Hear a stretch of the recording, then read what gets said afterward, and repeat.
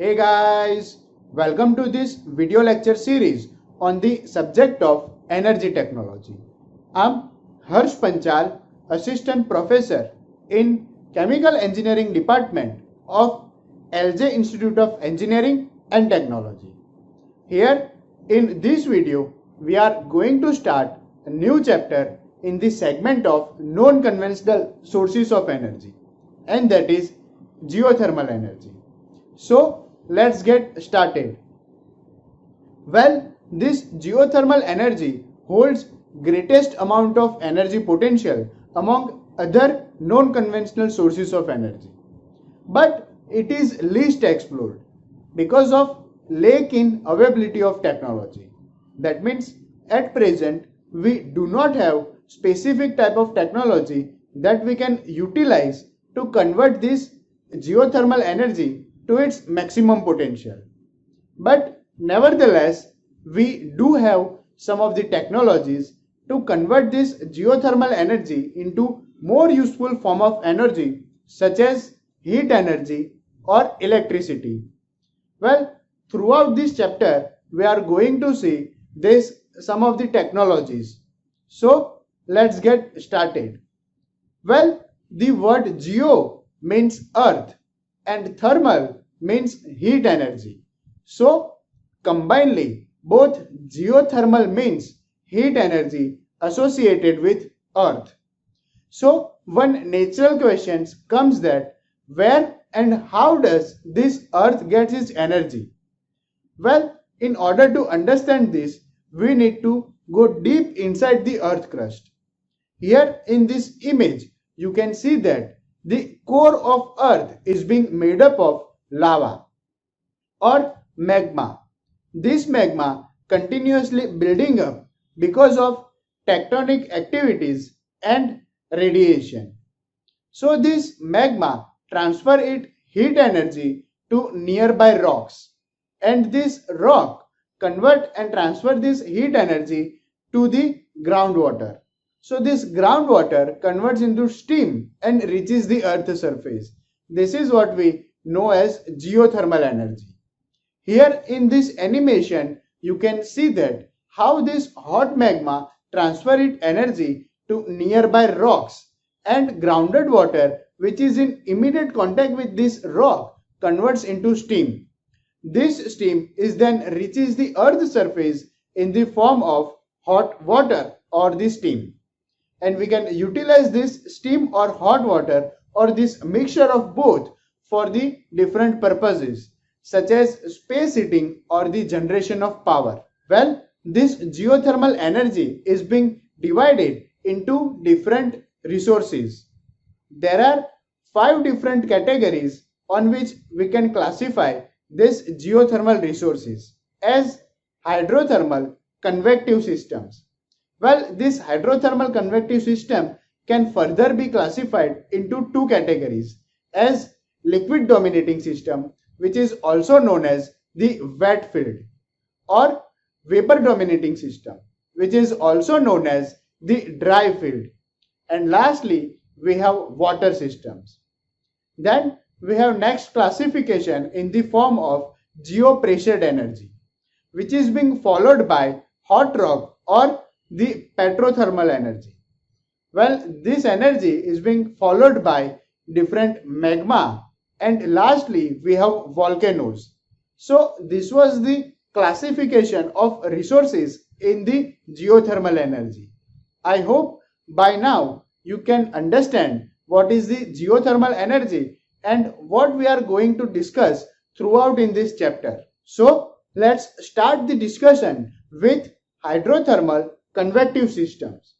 Well, these hydrothermal convective systems are referred as the wet reservoirs.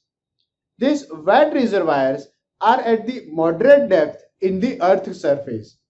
Well, they are at the temperature of around 350 degrees Celsius and around pressure up to few atmospheres.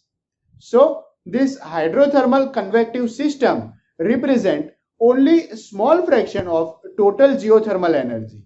So this is not the greatest amount of geothermal energy, but at present we have only discovered and developed technology to utilize this geothermal energy in the form of hydrothermal convective systems. Well, there are two different technologies to utilize these hydrothermal energy sources, but they are dependent on what is the product of this geothermal source. Well, their product can be the vapor dominating system where we get mainly vapor or steam, and another one is the liquid dominating system where we get hot water as the main product of this geothermal or hydrothermal sources. So let's understand what is the liquid dominating system first. Well, in liquid dominating system or reservoir, the water temperature is above its normal boiling point, but this water is under high pressure, so it does not convert into steam and remains in the form of liquid state. So when this liquid or hot liquid from the liquid dominating system reaches the earth surface, its pressure get reduced, and because of this rapid reduction in pressure, this liquid flashes into steam, and we can utilize this flashed steam in order to produce electricity by turbine and generator assembly.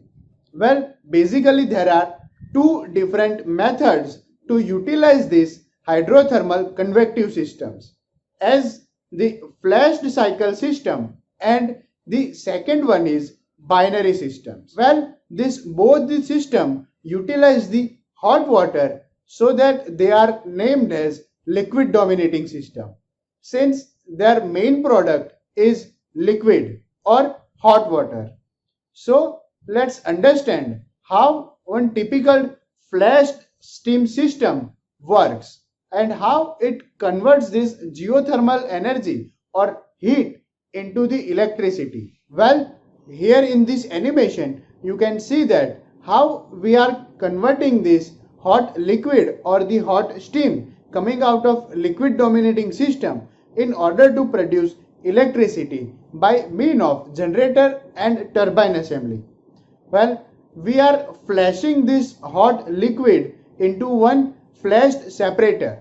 You can see in this animation on the top of the screen, this flashed separator converts in this steam into product of hot liquid and saturated steam. So this saturated steam is then sent to turbine section where it runs the turbine and rotates generator shaft. Well, once this generator shaft is being rotated, it produces electricity as it cuts the magnetic field. So this is how we can produce electricity out of this liquid dominating system or flashed system. This is the typical diagram of one flashed system. Here in this image or this diagram, you can see that how we are extracting hot liquid mixture out of the liquid dominating system, and we expand this hot liquid into one throttle valve where we throttle this mixture of hot liquid into flashed separator. Well, this flashed separator flashes the hot liquid and produces the mixture of saturated water and saturated steam. This saturated water is re-injected into the earth surface. Well, this saturated high pressure steam is then sent to turbine section where we produce electricity by normal means of generator. This exhaust steam coming out of the turbine section is then cooled into direct contact condenser. Well, this condenser utilizes the cooling water as the coolant or sink for the heat. So ultimately, the hot water that is coming out of earth surface is source of energy, and this cooling water is the sink of energy, where this cooling water absorbs the heat of steam and re-injected in the earth surface. So this is how one typical flashed system works. Around 20 to 30% of the mineral content such as silica, sodium, potassium and calcium chloride are present in the hot water or underground water. This hot and saline water referred as the geothermal brine. Well, the geothermal water, which we are essentially knowing as the liquid dominating system, contains different minerals in the form of silica, sodium, potassium and calcium chloride. These are the different salts. So we know that these salts increase its salinity and corrosive effect. So at low temperature, this hot brine is very corrosive in nature. So as temperature decreases, these different minerals get deposited on the surface of pipe and pumps, which ultimately reduce its flow rate, and that affects the efficiency of entire flashed power plant.